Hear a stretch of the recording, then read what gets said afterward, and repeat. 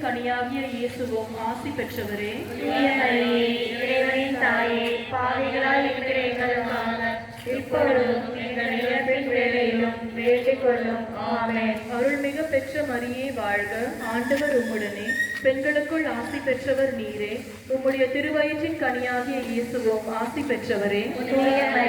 இறைவனின் தாயே, பாவிகளாய் இருக்கிற எங்களுக்காக இப்பொழுதும் எங்கள் இறப்பின் வேளையிலும் வேண்டிக் கொள்ளும்.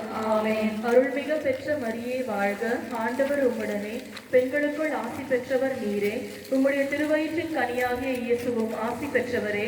இறைவனின் தாயே, பாவிகளாய் இருக்கிற எங்களுக்காக இப்பொழுதும் எங்கள் இறப்பின் வேளையிலும் வேண்டிக் கொள்ளும். ஆமென். அருள்மிகு பெற்ற மரியே வாழ்க, ஆண்டவர் உம்முடனே, பெண்களுக்குள் ஆசி பெற்றவர் நீரே.